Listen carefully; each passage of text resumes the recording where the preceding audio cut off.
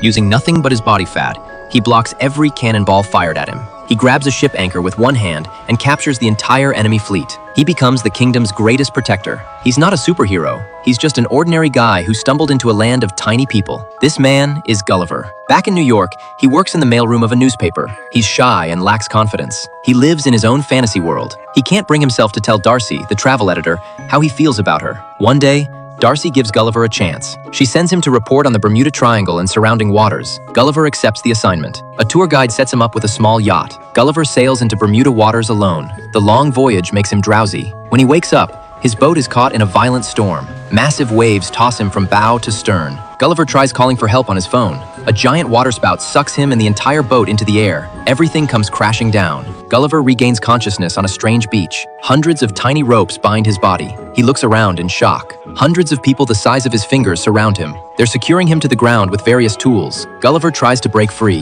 The tiny general orders his soldiers to stab Gulliver's feet with spears. Other soldiers throw ropes around his body and pull him back down. Gulliver passes out again. Hundreds of tiny people transport Gulliver on carts to the kingdom's capital. Citizens flood the streets to see the giant visitor. The general brings Gulliver before the king. The king sees him as nothing but trouble. He orders Gulliver locked in a cave outside the city. In the cave, Gulliver meets Horatio. This young man was imprisoned here for pursuing the princess and angering the general. They quickly become friends. The next day, the general decides to put Gulliver to work. He chains Gulliver up and makes him plow barren land outside the city. Suddenly, alarms sound. Enemy spies have infiltrated the palace. They're setting fires everywhere and kidnapping the princess. The general, who loves the princess, orders Gulliver back to the palace immediately. Horatio secretly unlocks Gulliver's chains. He wants to rescue the princess. The spy nearly escapes. Gulliver reaches out and grabs him. The princess is safe. The king is still trapped inside the burning palace. Gulliver thinks of a solution. It's not dignified, but it works. He puts out the flames in his own unique way. King Theodore doesn't punish him for the awkward method.